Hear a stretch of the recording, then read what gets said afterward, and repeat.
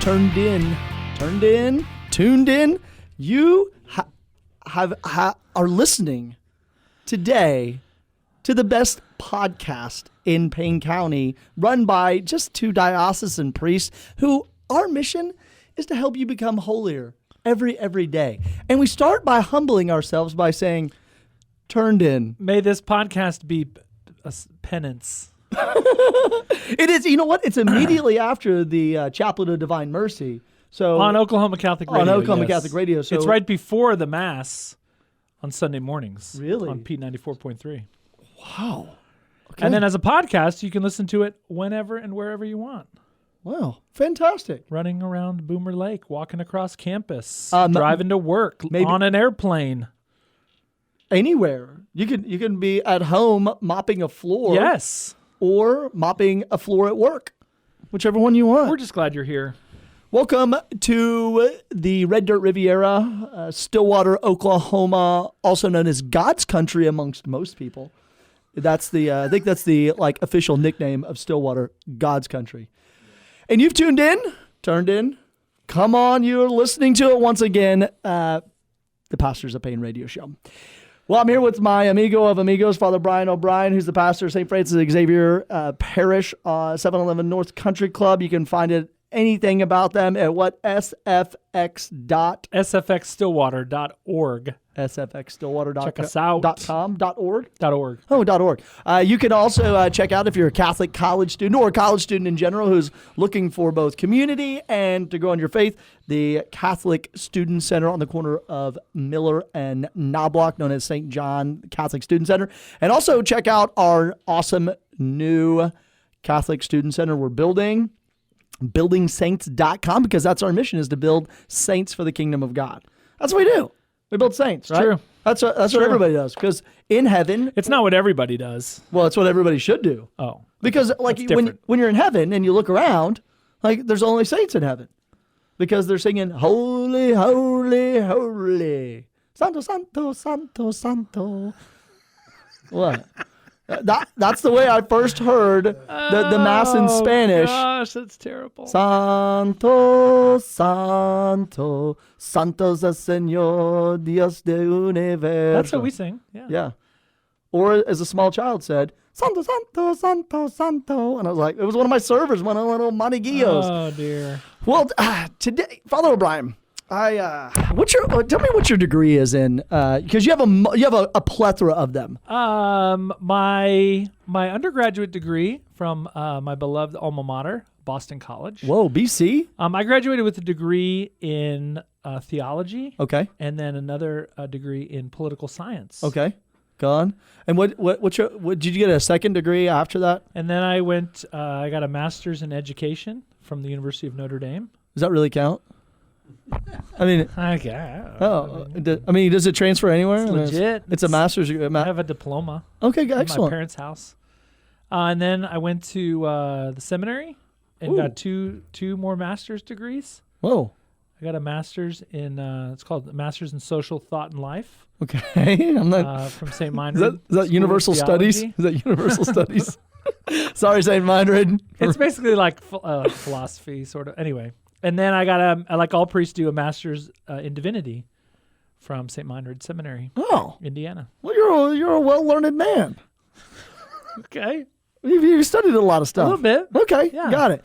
Yeah. Well, I always ask you all sorts of political questions. I always ask you, what's the pulse of the culture? Who is up for railroad engineer in Texas? Or why is this person? I'm not as up on Texas politics as much as I used to be.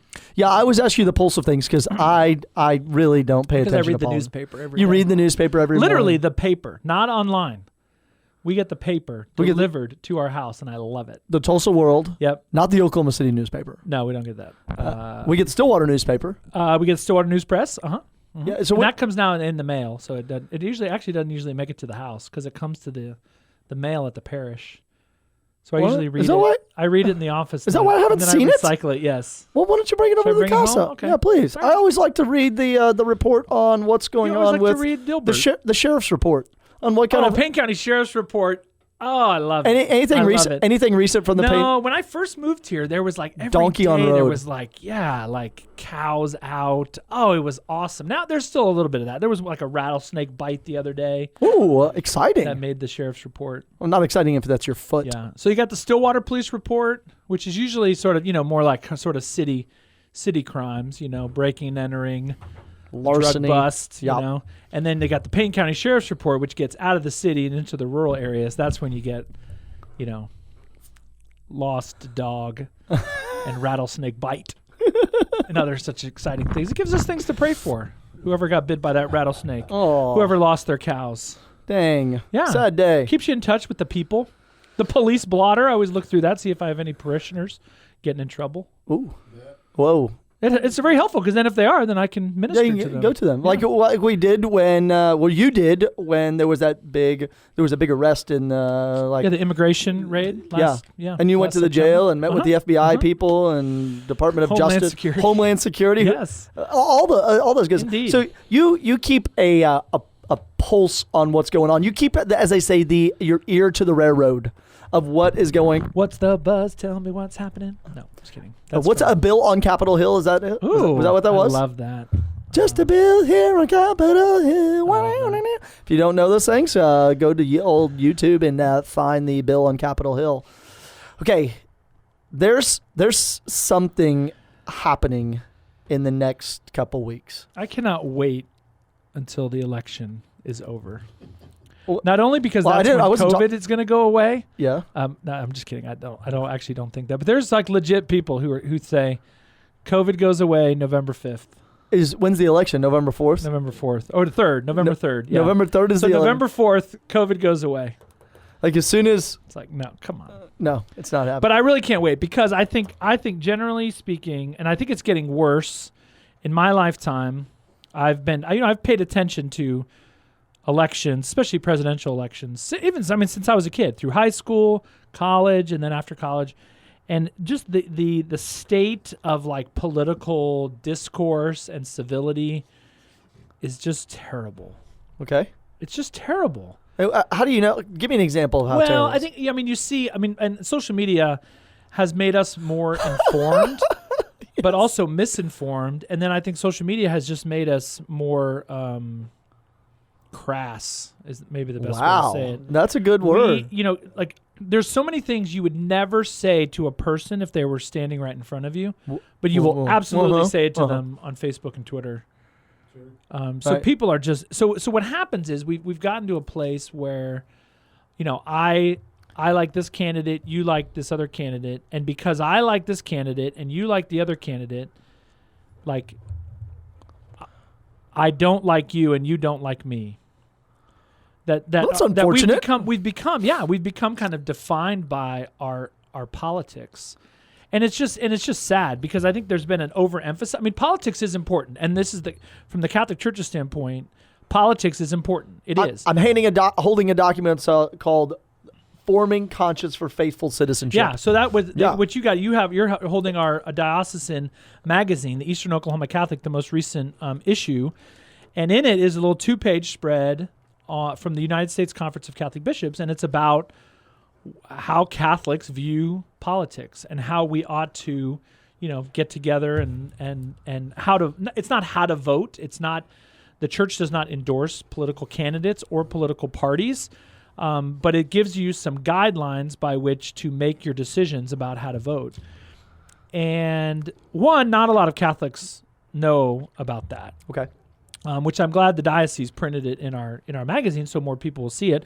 I'm going to be pushing it out. We're actually going to print that whole thing in our bulletin this weekend. And then I'm just going to be pushing out some emails and things like that, just helping people to come to a better understanding. Because I think a lot of times our politics, we vote for the person who's going to be like best for us. I want this person's going to be best for my pocketbook, for my family. And the church is asking us to take a broader view, that it can't just be who's best for me. It's which candidates are really going to be best for the common good, for us all. And I think the other negative in our politics now is so much. It's all about the presidential election. like people who are so fired up about President Trump or Vice President Biden, or like a lot of people know squat about the other candidates running. Number one, any like third party candidates, of which there's. So I'm looking at the Oklahoma ballot. This is the Payne County sample ballot. 1, 2, 3, 4, 5, 6. There are 6 presidential candidates on this ballot. Let me guess. Let me take a guess. I'm going to throw out a wild name. Since Donald Trump ran so he's for, there, Donald J. Trump and Michael R. Pence. Yep. Okay. Yep. Now, I don't know the list. So give me just one name that I would never think of that, could be on there. Maybe a name I can't pronounce, or, it's so Biden, Joe Biden's on there. Okay, good, Joe Biden. And Kamala Harris. Okay, Kamala. Yeah, I know those people. But the Libertarian Party is on here. Do you know? I don't know who's in the Libertarian. I know of it. So the Libertarian Ross presidential Perot. Ross candidate Perot is was Joe Jorgensen. Okay. And her vice presidential candidate is Jeremy Spike Cohen. Well, I'm sorry, what? Jeremy Spike Cohen. Okay. But then there's 3 independents. Give me one. Give me the one. One of whom we all know. Who? And sometimes love. Whoa, Coach John Smith, the wrestling coach? Oh, that would be fun. Who is in the Oklahoma Hall of Fame? He's going to the Hall of Fame. Yeah, he's going to... No, Kanye West. What? Kanye West is on the ballot in Oklahoma for president. Now, I'm not advocating voting for Kanye. I'm not, but how many people know that there are 6 presidential candidates on the ballot? And then there's all these others. So depending on where you live, if you live in Payne County, if you're voting in Payne County, there are, you're going to vote for corporation commissioner. I don't even know what that is. Exactly. You're voting for United States Senator. Ooh. There are 5 candidates. Really? For U.S. Senator from Oklahoma. Okay.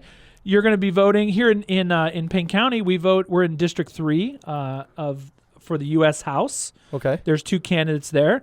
State Senator, State House. There is 1, 2, 3, 4, 5, 6, 7, 8 judges. No that way. Are on the ballot. And then there are 2 state ballot questions. What are the state ballot questions? Well, I can't. They're super long. Oh, okay. Number 805 and 814. You can look those up. 805 and 814. Okay. So there's like way more than just the presidential election. But okay, where did you get that right there? I Googled Payne County sample ballot. Okay. And it appeared. And whammo, right there. And I printed it out. So it'll vary a little bit based on where you live. You've given me, this is why I love talking to you about politics, because you've just added a lot more. Now, I will tell you this, and I'm going to say this publicly. You have really helped me be a concerned citizen. Oh. I didn't vote before I moved here. Oh, no. So since I was 18, fault. When I was 18, I voted in a couple this presidential. This episode will be entitled "Father Kerry Ruined Our Country." No. But you've helped me become a more conscious citizen. Thank you. Of what's going on and why it's important for college students. For sure. To register to vote. I mean, in college, a lot of people don't know, like OSU students don't know that they can vote here. So a lot of the census, the U.S. Census that's being done right now, which actually the deadline passed, but they've extended it because of COVID. Oklahoma State students should be counted in Stillwater. So not where you're from, but where you are right now. So, but anyway, it kind of depends person by person, but you can vote here. OSU students can vote in Oklahoma. Okay. Let's talk about 2 things. I have 2 questions for you. One, this document. Yes. Maybe talk to us about this document and why it's important. And 2, how do you go about preparing to vote? I'm not going to ask you who you're going to vote for, but there's lots of options, of which a pinwheel is an option. Throwing a dart at a dartboard is an option. People straight party vote, or they go down and they research each person, and they okay, I already know I'm going to straight party vote, Republican, Democrat, Independent, whatever, and then. How does one go about researching those candidates? So I would first and foremost, I would say do not vote straight party vote. Now I'm not telling you what to do. I guess I kind of am in that respect. But each race is different. Each race is different. Just because someone is a Democrat or just because someone is a Republican, that doesn't mean that they're good or they're bad.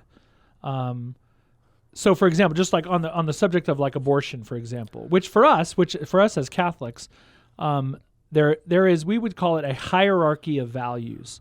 Not all issues are the same. So recycling. So is the environment important? Yes. Is it more important than the destruction of innocent human life? Thousands a day? No. They're not on the same level. They're not on the same level. Important, both, but one has preeminence. But there are, so, a lot of times people will say like Democrats are like pro-abortion. That is true. It's in the party platform, but there are pro-life Democrats. Correct. Google pro-life Democrats. They're out there. There's a woman named Kristen Day, who I follow on Twitter, and who is amazingly articulate for what the Democratic Party stands for traditionally, for the underserved, the privileged, the migrant, the refugee, but trying to kind of fight for the soul of her party to get the abortion plank out of the Democratic Party. Okay. Now she's fighting a total uphill battle, right? But then again, just because someone is a Republican, there are like pro-choice, pro-abortion Republicans also. So it's not just they're a Republican good, Democrat good, or Republican bad, whatever. So I would say stay away from kind of the straight ticket voting. Look up each individual candidate. You can Google all these people. They all have websites, and you can look up what they believe. Now, then you take that, and I think especially as Catholics, especially as a Christian people, religious people of goodwill, you take what these people believe versus how they, in one sense, kind of ought to believe. Okay. The laws that need to be made in this country. So you can kind of look at it. There's a hierarchy of values. Not all issues are the same. But then you have to look at it of, does this person have anything to do with certain issues? So we've talked about like my mom, kind of for my mom, abortion is the number one issue, and it doesn't matter who you are. She's going to ask you. What's that joke? What is the thing she calls the railroad? The railroad commissioner was running. This is years ago, but was called our house and was like, "Hello, I'm running for railroad commissioner." My mom was like, "What do you think about abortion?" That's her issue. Now, we ought to be concerned with other things too, but there is a hierarchy of values. So that document, Forming Consciences for Faithful Citizenship, lays that out. We ought not be sort of one issue voters, but at the same time, certain things. One of the filters we use is the hierarchy of them. Right. So generally speaking, I would say this: we are, and I've said this term before. We are Catholics. We ought to be politically homeless.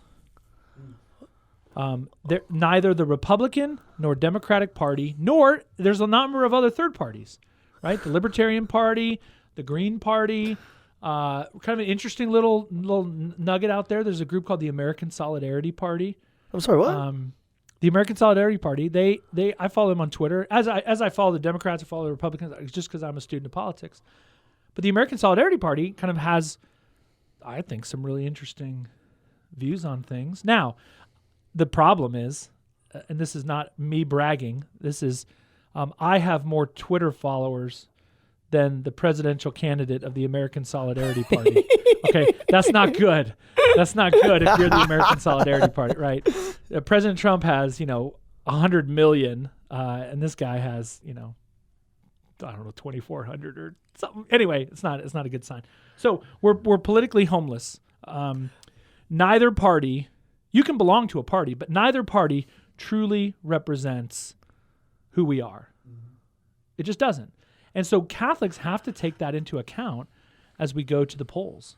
One should not sort of define themselves as a Republican first and then a Catholic, or a Democrat first and then a Catholic. We are Catholics. And even this is a little controversial, but we're Catholics before we're Americans. If you are an American, we have a lot of people here who are not from the United States. We are Catholic first. So there's actually a great quote I saw the other day from Blessed James Alberoni. Who? And he said, "Love for one's country is subordinate to love for the church. Love for one's country ought to be subordinate to one's love for the church. Isn't that the fear that in the 60s when Kennedy was going to be elected, they thought the Kennedy was going to have a hotline to the Pope and the Pope was going to tell him what to do? Yep. And that's the same thing. I mean, you see it now in the for Judge Barrett, Amy Coney Barrett, who's up as a Supreme Court justice.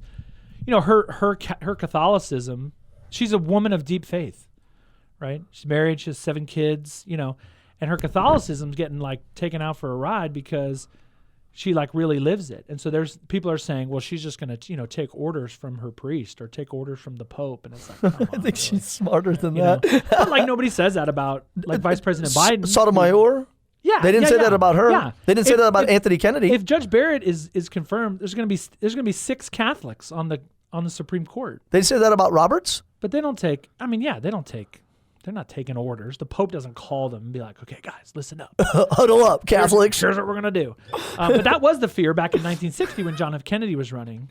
So 1928, Al Smith was a candidate for president, and he got nailed. I mean, the Ku Klux Klan came after him. A lot of anti-Catholicism came after anti-Catholics came after him because there was this idea that if you're a Catholic, you can't think for yourself. If you're a Catholic, you take these orders.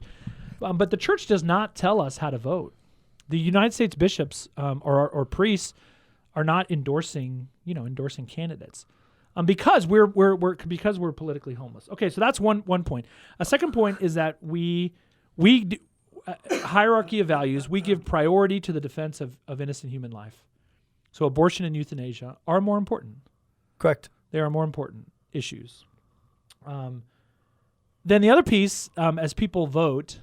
Is we ought never vote for a candidate because of their immoral position. So go ahead, tell me about this. So if a candidate is in favor of abortion, we ought not vote for them because of that. Now the problem in our politics is oftentimes when you go to the polls, you end up voting for what is commonly called the lesser of two evils. Who's going to do less damage? That's not the way that one should think about their politicians. Well, right. Because the politician's job, better politicians. The politician's job is to help build up the virtue, the goodness of the people, to take care of the poor, to keep the economy running, to enact laws and to maintain them. Not to just look at it well, which one's not going to mess this up the worst? Right. And so that's a dilemma I face. And again, mostly in the presidential race. I know when I voted in 2016 for president, you're looking at the candidates, including the third party candidates. Yeah. Okay. None of whom exactly represent, and so now you're you're down to, well, okay, who's closest to me? Right. And it's hard. Was there none on the ballot? Was a none option? No, I mean you can leave it blank. You can't just put none of the above? No, in some states there's a write-in possibility. Oklahoma is not one of those states. So when you go to vote this year, there are 12 names, president, vice president. Okay. Times 6. Those are your options. So you can't write somebody in. I kind of wish we could, because then I could actually vote for who I think would be the best president, even if they're not on the ballot. Wow. But anyway, so that it's very, very difficult. But I would really encourage people to read the document. So the document is 50 pages. So that's one option. The summary of the document is in the Eastern Oklahoma Catholic Magazine. It's also available if you Google the challenge of forming consciences for faithful citizenship. The challenge of forming consciences for faithful citizenship. You'll get the 2-page. I'm sorry, it's 53 pages. The original one is 53 pages. This is a 2-page summary, and it's very well done. So this is what's going to be printed in the bulletin at my parish coming up. And then coming up at your place, we're going to have a little, when is this? We're having a little talk this week. October, what? October, it's Wednesday. It's October 21st? 21st. Is that right? Yeah. What's that? What are we doing there? I've been reading up. I'm gearing up. You ready? Yeah. So it is October 21st. It is going to be at there's 6 p.m. It's called Knobloch Night because it's on the corner of Miller I and see what you did there. Knobloch. Everybody knows. So there's dinner and there's a hangout time, and then at 6:45, Father Brian O'Brien is going. That's you. Ta-da. Is going to be giving a talk on being a conscious voter, how to form your conscience for faithful citizenship. That's it. Which does not only include voting, by the way. I think some people also, the other misconception is like, yeah, I'm an engaged citizen. I vote.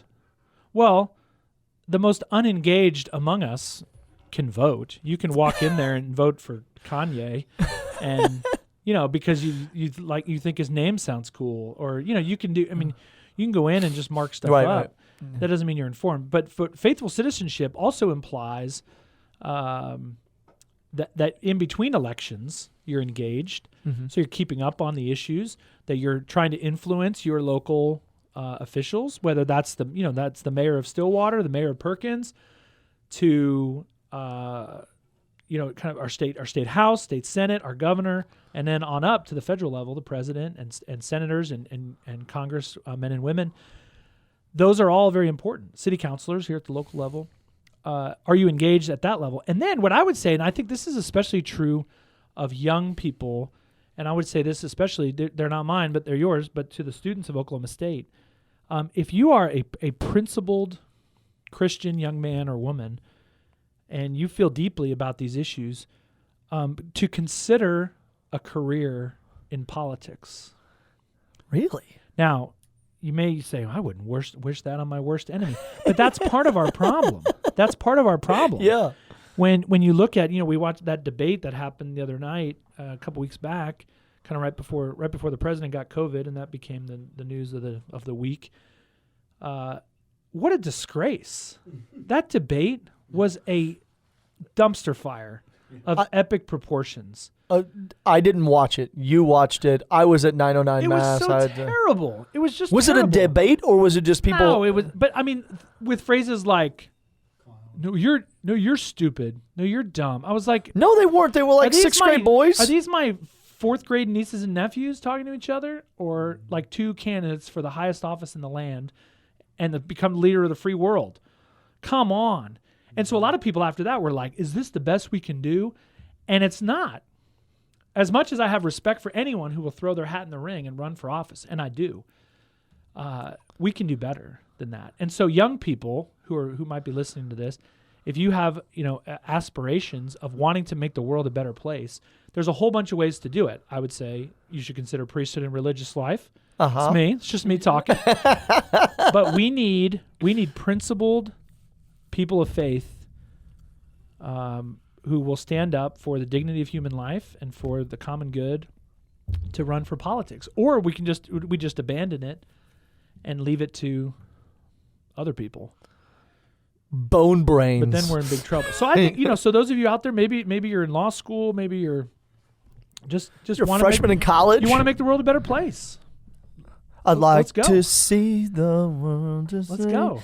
in perfect. And in fact, Pope Francis harmony. this was like a week ago. We just have a little time left. But Pope Francis a couple weeks ago kind of made it clear of the dignity, and it's in the new document, the new encyclical Fratelli Tutti. What? The Pope's new encyclical. I'm completely unaware of this. Oh my gosh, he wrote about the dignity of the career of politics. So. Much more can be said. I encourage people to get the document. Come to what are we doing? What is it? October 21st, Knobloch Night, 6 p.m. There's dinner. Talk starts at 6:45. Great. Goes to, and then Father O'Brien's going to do a little Q&A at the end. This is a very important subject matter that all of us are supposed to help our nation be excellent, our politicians to be virtuous, and our local communities and too. to pray for people in the political world. To pray for their holiness, their growth in virtue, pray for their families, pray for peace in our nation. And pray before you vote for the gift of the Holy Spirit of wisdom and knowledge. Okay. Praying for that before you go in and make these important decisions. Right on. Well, you have tuned in to another episode of Pastors of Pain. Keep us in your prayers and pray for our politicians. Peace.